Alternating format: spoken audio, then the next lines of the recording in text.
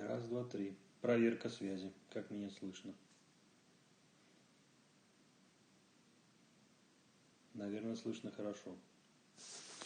Попробуем новую программу, посмотрим, что получится. Не знаю уж как выйдет, что будет. Тема сегодня несколько. Как снимать, чем снимать, ну и что снимать. Решил записать небольшой стрим. Посмотрим, что из этого выйдет. Увидим, что получится. Сейчас погода не очень хорошая у нас. Пасмурно, поэтому сегодня в помещении. Но, как показал опыт фотографий, которые я делал буквально недавно, многим понравилось. Одну даже забрали в Transcendental группу. Взлетели внезапно вороны, я их там еле успел вскинуть камеру и подснять. Записывал видео как раз о камере Sigma DP3. Почему я ее снимаю, как она ко мне попала. Это было давно. Это уже 8 лет прошло. Продолжаю снимать фавионом. Надеюсь, что все-таки выйдет полнокадровый фавион. Посмотрим, что из этого выйдет вообще. К чему это придет все. Так вот, я уже записывал видео по поводу того, что особого значения не имеет, чем вы начинаете снимать, когда начинаете заниматься фотографией. Можете взять там пленочный фотоаппарат или там самый какой-то простой цифровой. Особого значения для вас не будет иметь. Что я хотел акцентировать внимание? Во времена, когда я начинал заниматься фотографией, тогда были пленочные фотоаппараты. Соответственно, я там снимал с этой сменой 8-й, делал в лесу там кадры. Кому? Друзьям показывал все, как обычно. Снял там красивый снег, веточки, показывал все. И потом уже друзья там, понятно, что 1, 2, 3 человека посмотрели. Часто возможности другие. К чему я все это говорю? Что вы, сделав какую-то работу, вы можете сразу же ее выложить. Или в соцсети, если простейший вариант, или уже специализированные форумы для фотографов. Я рекомендую Flickr, поскольку реакция практически мгновенная. И, соответственно, вы сможете оценить свои возможности фотографии, что вы вообще по этому поводу думаете, что люди думают про вас. Поэтому возможности, конечно, такие более широкие. И посмотреть, чем люди интересуются, какие жанры, может быть, что вам подойдет больше снимать. Чем снимать? Я говорю, что это для начала это особого значения не имеет. В дальнейшем, конечно, вы будете уже инструмент выбирать, исходя из ваших потребностей и возможностей для реализации ваших идей творческих. Еще хотел бы, конечно, обратить внимание на то, как снимать. То есть простейшие какие-то вещи, о которых я говорю на своем канале, не то что уроки какие-то, да, но я бы обратил на них пристальное внимание людей, которые начинают заниматься фотографией или уже занимаются фотографией и не могут понять, почему, скажем так, у них это не особо получается, или, может быть, не такая реакция, которую они ожидали. Начните с композиции, то есть понятно, что много информации, есть материала по тому, как строить композицию. Я на своих видео простейшими какими-то вещами объясняю. Геометрия пространства, точки ключевые, да, куда располагать объекты, что такое фон и что такое объект, как их отделять, с помощью каких инструментов. То есть на самом деле ничего сложного нет. Пишите, задавайте вопросы, и простым языком все это можно на практике попробовать и получить результат сразу же.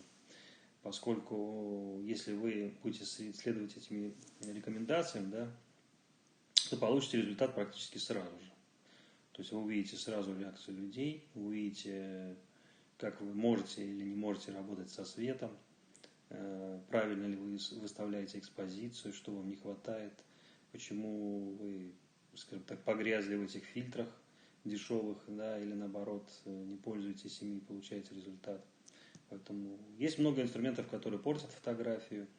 К таким инструментам я отношу какой-то глубокий Photoshop, прочие всякие вещи, связанные с недостаточным пониманием, как работает ваша камера, что такое экспозиция, диафрагма, выдержка, изо. Поэтому вот на этих вещах я бы, конечно, заострил внимание ваше. И поэтому, наверное, вот как-то так.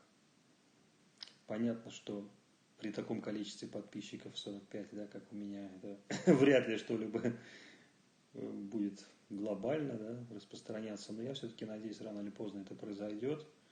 Поэтому, если вы хотите, конечно, что-то получить, вообще задавайте вопросы.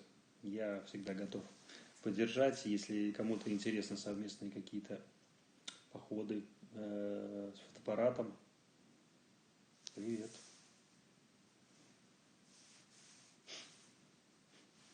Привет. Да. Так что вот, жду вопросов от вас. Если хотите поддержать беседу, и у вас есть время на это, да, сегодня выход в дневное время, не вечернее, поэтому посмотрим, что из этого выйдет. Ну, скажем так, дорогу осилит идущий, как говорят. Заодно напишите, как меня вообще видно. Может быть, там все плохо, и слышно плохо, и видно плохо. Может быть, кто-то меня увидит и услышит.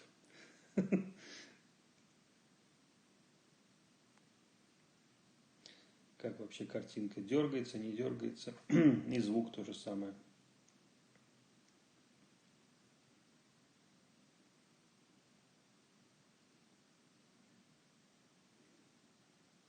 Пока один посетитель.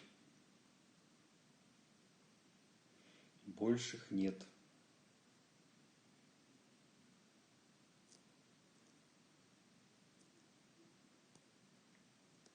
Да, так вот, я продолжу разговор по поводу вот этой фотографии с воронами. Да, они внезапно взлетели.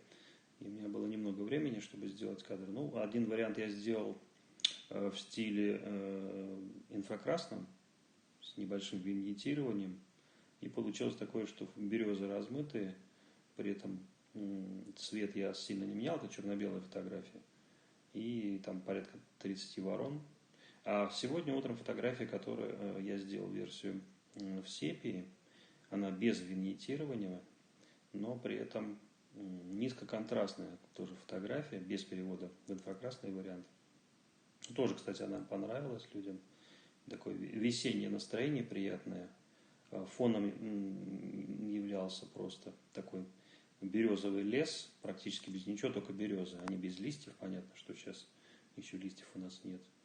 И вот интересен ваш комментарий по поводу вот, все-таки черно-белой фотографии или тонированная, так называемая сепия, которой я много фотографий делаю. И, соответственно, часто в нем работаю.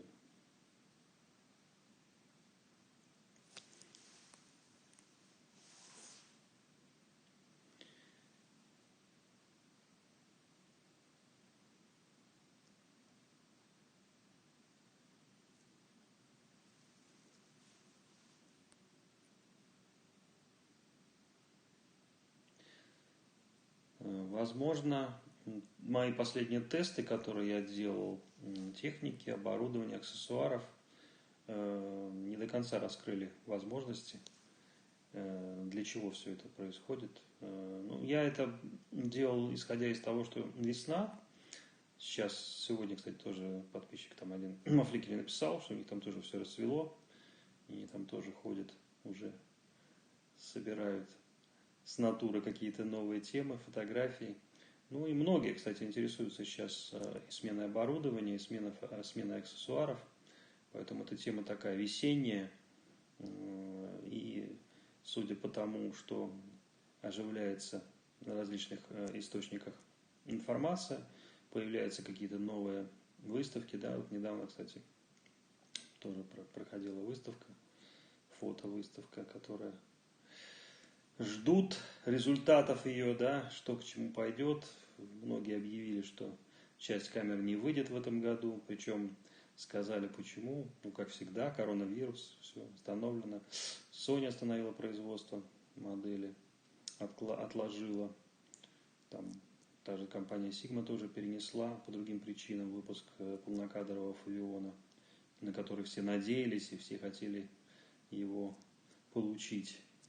Ну и по мелочи, да, там линейка Canon, линейка Nikon тоже модифицируется. Ну, скажем так, те, кто пользуется этими камерами, напишите, кстати, что вообще вы считаете по этому поводу.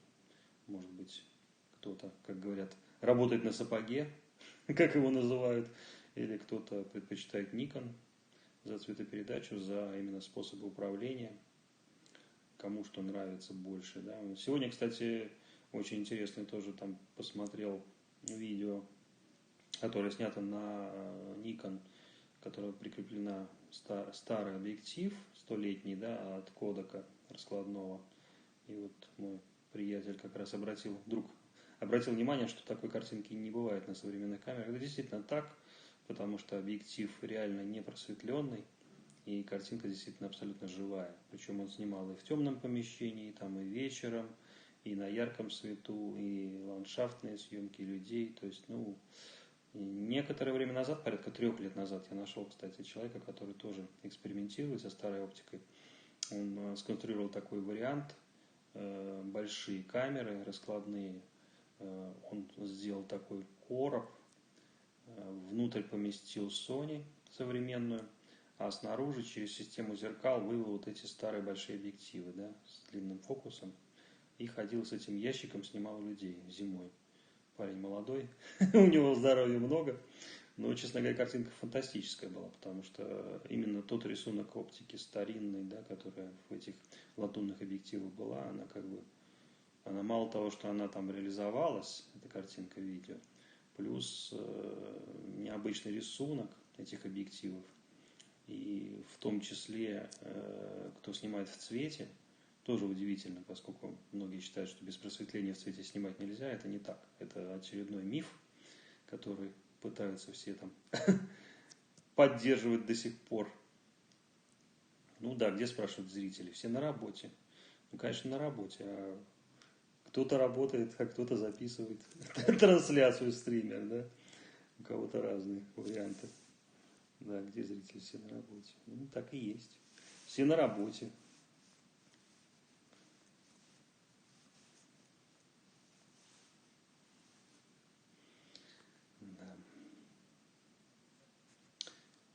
Какие еще новости? Да?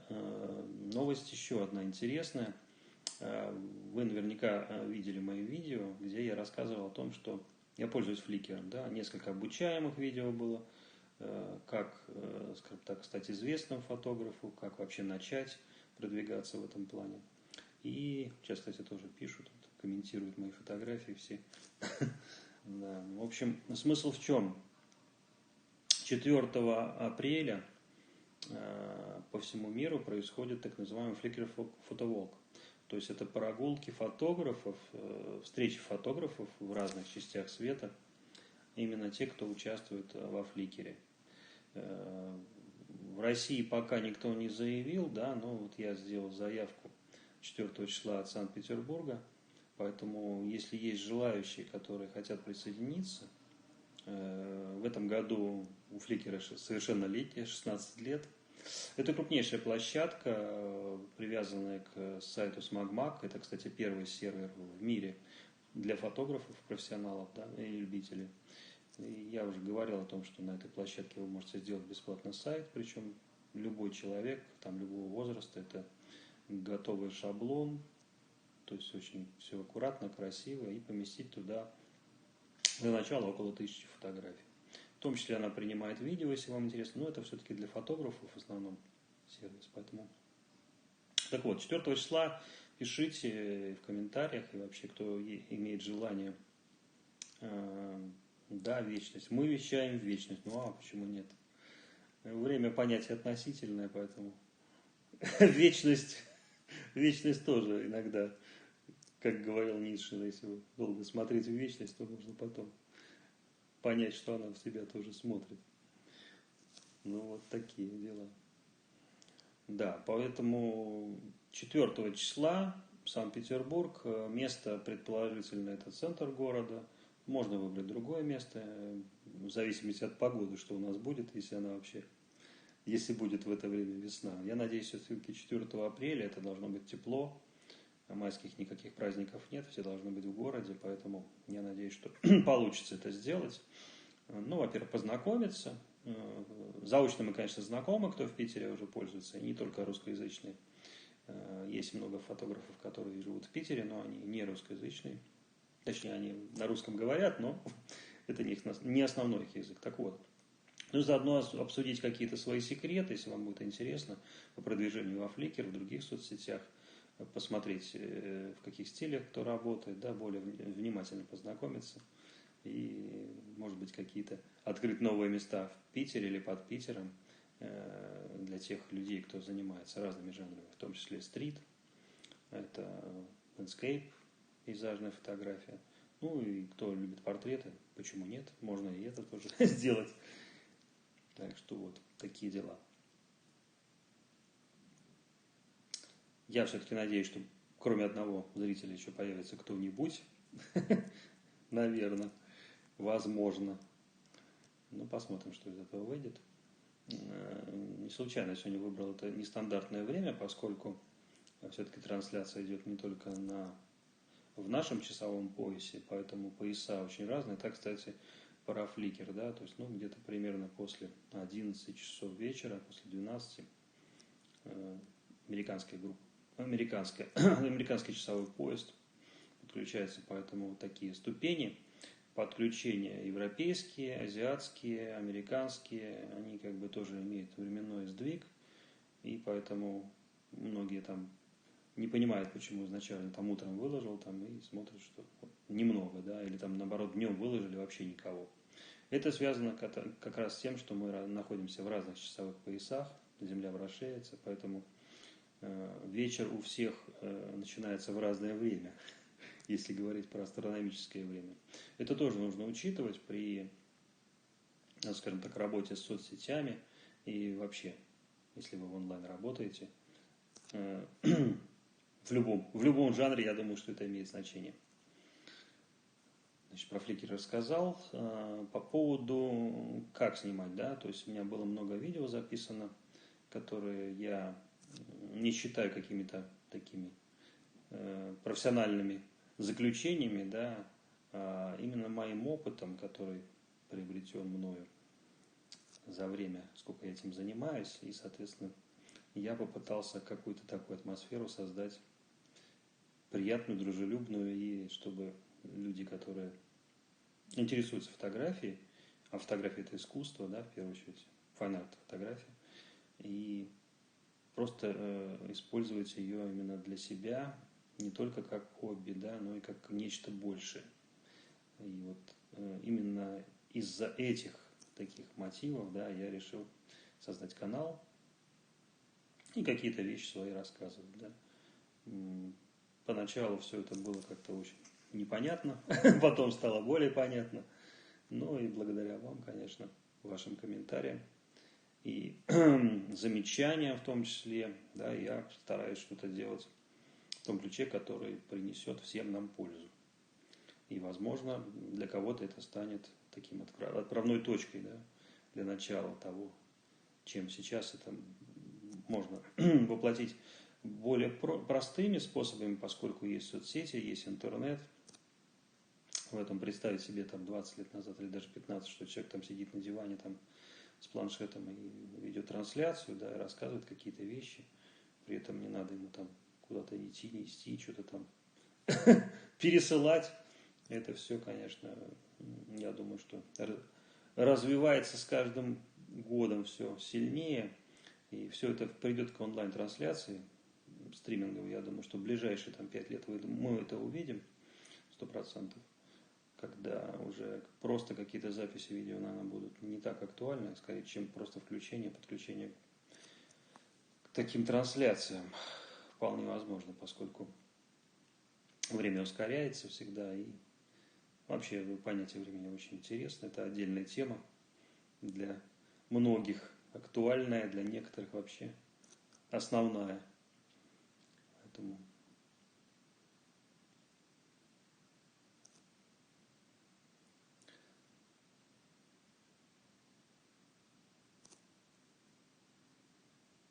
Да, тут возникла еще тема по поводу записи, да, на что записывать видео. Ну, это не имеет отношения к фотографии, но я записываю, меня спрашивали, как бы, чем записываешь на камеру. У меня есть камера компактная, да, я записываю иногда на нее широкий угол. Но так в основном пользуюсь айфоном, записываю на iPhone. Микрофоны пока внешние не использую, радио какие-то синхронизаторы тоже. Ну, со временем я думаю, что к этому тоже мы придем и улучшим, как говорится, контент. Вопрос еще мне спрашивали по поводу... У меня было видео по поводу заваривания фотопленки, да. Оно достаточно прилично набирает просмотры, кофенол. Ну, вкратце могу сказать, что это американцы, которые студенты придумали экспериментаторы, да, в первую очередь, не от безденежья, да, они решили найти способы, отличные от стандартных проявителей, да, то есть не использовать ни гидрохинон, ни фенидон, там, ни метол, а использовать какие-то доступные вещества, чтобы была возможность проявлять серебряную пленку. Имеется в виду черно-белый.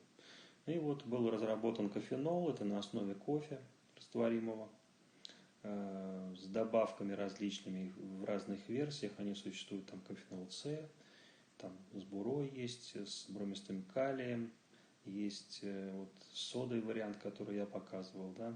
И вот это видео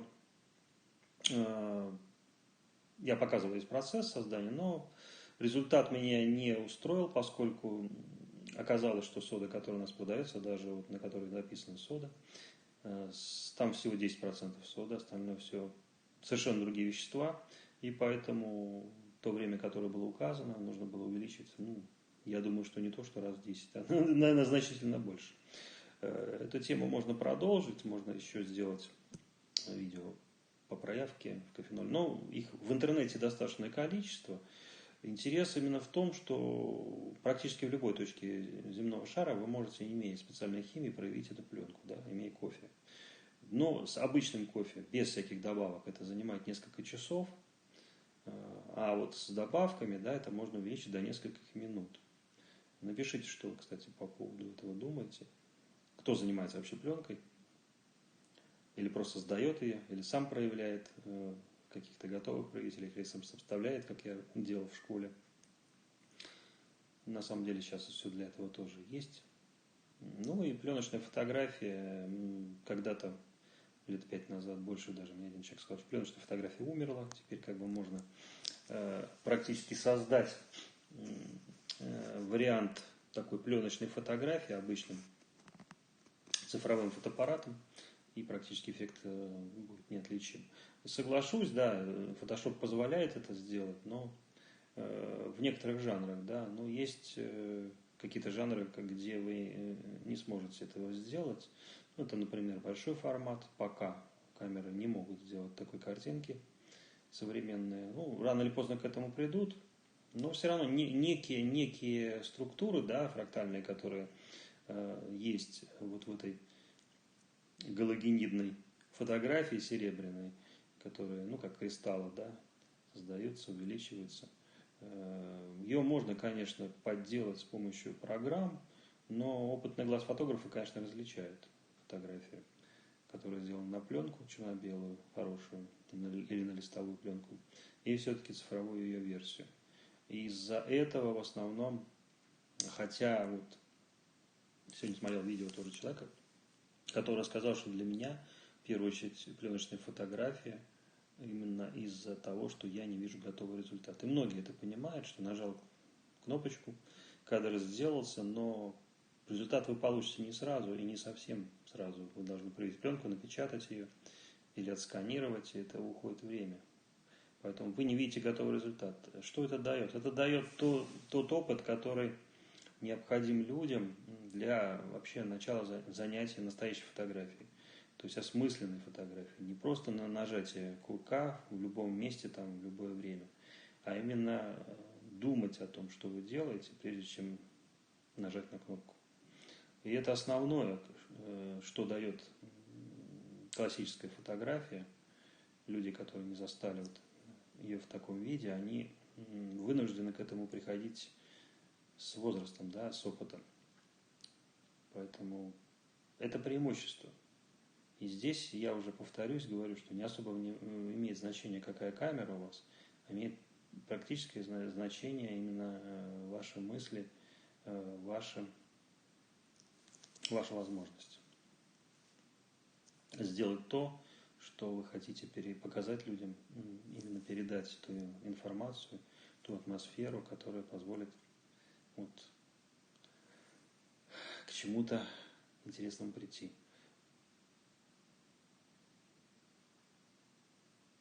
Начало марта, повторюсь, 4 число. Это, наверное, по-моему, первая моя трансляция такая сумбурная. Пока вот я вижу только одного человека, который зашел в этот час рабочий. Надеюсь, что это будет каким-то маленьким шагом. Хотя многие говорят, что вот там меньше 1000 человек у себя нет делать смысла трансляции. Но последняя творческая студия позволяет это делать, соответственно,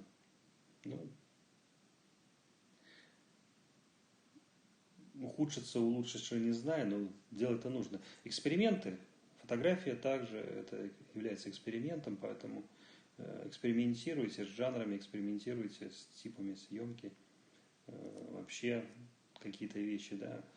Гораздо скучнее смотреть на фотографии, которые все одинаковые, да, и все копируют друг друга, и вот этот массовый вал фотографий, даже очень хорошо сделан, на хорошей технике, он скучен абсолютно.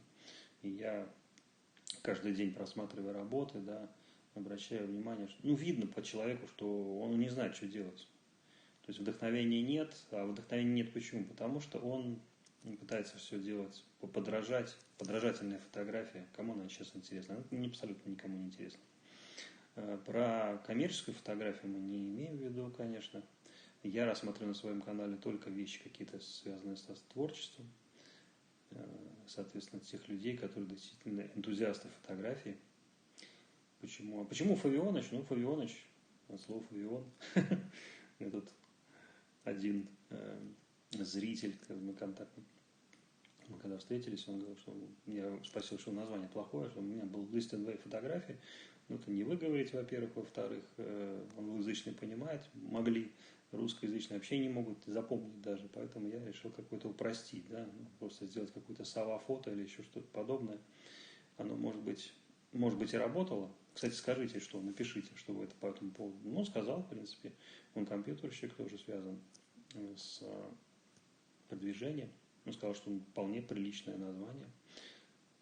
Фавионыч, сколько уже, несколько месяцев, да, я поменял эту аббревиатуру, да, привет. И пока все нормально. Система, во всяком случае, автоматические системы, они распознают, и уже при запросах они выдают и фото, и видео, и какой-то другой материал, и теги, и все остальное. Это к вопросу о продвижении, вообще о узнаваемости, потому что так же, как вот я сейчас сижу, да, там полчаса прошло почти уже, да, один человек. Можно сдастся, выключиться, отключиться и все, уйти в небытие, да. Почему нет, попробовать. Вполне вероятно, кто-то найдется, кто скажет, в чем ошибка. И, может быть, действительно и время, и качество, и контент, как все говорят, самое важное. Действительно, самое важное контент, потому что я тоже экспериментировал различные способы, там, на моем канале уже там почти 175 видео, я думаю, что скоро уже будет. При этом какие-то видео смотрятся, какие-то вообще лежали, никому не интересны были, а потом что-то как-то я настроил, изменил, сделал значки другие, и там сейчас по статистике смотрю, у меня там видео, которые я не придавал значения, они наоборот пошли наверх. Какие-то наоборот людям не смотрят, поскольку или изначально они сделаны, сам значок плохо, да, и люди не понимают о чем. То есть также фотографии, то есть если вы снимаете что-то такое очень специфичное, есть люди, которые не понимают, что это такое вообще. Какой-то минимализм или какой-то абстракционализм. То есть много жанров во Flickr, в том числе люди экспериментируют, и пока не обретут свой собственный стиль, они не выработали его еще, они пытаются как бы какие-то ставить эксперименты. Вот я тоже на своем канале ставлю эксперименты постоянные. Посмотрим, до чего это дойдет, к чему это приведет. Но, тем не менее, результат все равно приходит. Или положительный, или отрицательный. Это тоже результат считается. Поэтому также и с камерами. Там, я знаю знакомые, приятели, которые меняли линейки камер, то есть именно переходили с одной системы на другую, потом обратно. По прошествии времени, только набравшись опыта, вы сможете понять вообще, что, например, попробовали там с Canon перейти на Sony, там, попользовались там полгода, поняли, что вообще не ваше. Абсолютно. Вернулись обратно на Canon. Или наоборот, какие-то вещи. Да? Напишите, кстати, что вы по этому поводу думаете. Ну, есть, конечно, категория людей, которые постоянно меняют это. И там, они становятся такими владельцами техники, при этом творческая составляющая как-то у них не развивается. Ну, посмотрите мои видео, я думаю, что, может быть, вы что-то такое, зерно найдете какое-то, которое позволит вам по-другому взглянуть на это, или вообще прекратить этим заниматься совершенно. Вот как-то так. Надеюсь, что я сегодня сильно никого не утомил. Ну, у меня еще 10% есть на моем устройстве, я его особо не заряжал, поэтому какое-то время я смогу еще находиться в эфире. Да, кстати, еще хотел поинтересоваться, используете ли вы какие-то еще сервисы, да, ну, не знаю, карты специальные для поиска, специальные программы для поиска, как вообще лучи солнца падают, кто из фотографов их использует, эти программы, в путешествиях или какие-то обзорные вещи, для того, чтобы понять, куда ехать и как вообще. Или вы не планируете, наоборот, делаете все спонтанно, просто у вас камера лежит, вы там что-то увидели, достали, сняли. Или готовите специально, целенаправленно, идете на объект, или там знаете какое-то уже место, где вам нравится, и где вы можете сделать какой-то кадр новый, да, хотя место всем известное. В Питере таких мест очень много, они есть, конечно, разрекламированные, есть уже размноженные миллионами фотографий, да, но при этом есть места, которые в тени находятся, хотя они более интересные. И наоборот, есть места, которые всем известны, но потом, когда показываешь ракурс, люди не могут понять, что это снято именно здесь. То есть вот такие казусы бывают. Ну, это все развивает, это все, скажем так, позволяет как-то поинтереснее все это предлагается. Значит, еще одна тема – это печать фотографий, да, где вы печатаете, где вообще печатать можно и нужно ли печатать фотографии. Ну, как минимум попробовать точно нужно. Я не имею в виду какие-то там принтеры, там, которые для размножения там, в черно-белом варианте текстов. Это фотопринтеры, конечно, да. Не обязательно его покупать. Сейчас даже, скажем так, в небольших городах есть все равно какие-то места, где можно распечатать на фотопринтере. Ну, даже на обычной бумаге, чтобы посмотреть, как это выглядит. Тем более, если вы занимаетесь черно-белой фотографией или арт-фотографией, даже на очень хорошем мониторе, калиброванном, то есть на большом дисплее там, и на бумаге это выглядит совершенно по-другому. И я показывал в своих видео, да, как это выглядит. Действительно, это сильно отличается по восприятию. Я не имею в виду там какие-то там маленькие фотографии, хотя маленькие тоже интересны. Даже размера там 24×30 при таком же дисплее там, или при большем. Распечатанная фотография на фотобумаге особенно звучит совершенно, выглядит совершенно по-другому. И восприятие ее совершенно другое. Есть огромное количество профессиональных фотографов, любителей, энтузиастов в интернете, которые занимаются продажами в основном таких работ в разных жанрах. Оформляют их в рамки, делают паспорту или там заказывают паспорту и потом продают уже готовые работы в ограниченных количествах или в массовых каких-то вещах. Поэтому это целое направление, это один из способов заработка именно фотографа. Понятно, что есть там свадебные фотографы, есть фотографы, которые занимаются технической съемкой, есть ивент-фотографы, съемки на каких-то мероприятиях. Ну и вообще, какие жанры вы рассматриваете все-таки как основные для фотографии? Для меня это в первую очередь, конечно, файн-арт, само искусство фотографии, которое позволяет, как говорил один великий, да, вы не фотографируете, вы создаете. Это в полном смысле так, потому что каждый фотограф, каждый мастер, он передает некую свою часть себя в этот мир, поэтому оставляет какой-то отпечаток. Это касаемо магии печатной фотографии. Причем не только с пленки, это может быть с цифрового носителя, это с цифровых камер, даже с айфона люди распечатывают, и есть там. С айфона, кстати, интересно много всяких таких фишек. Этот приборчик сам, конечно, сильно изменил все состояние индустрии, поскольку им снимают и видео, и фото, и чего только не делают. Вот. Самое интересное, что есть даже экспериментаторы, которые там объединяют несколько телефонов, есть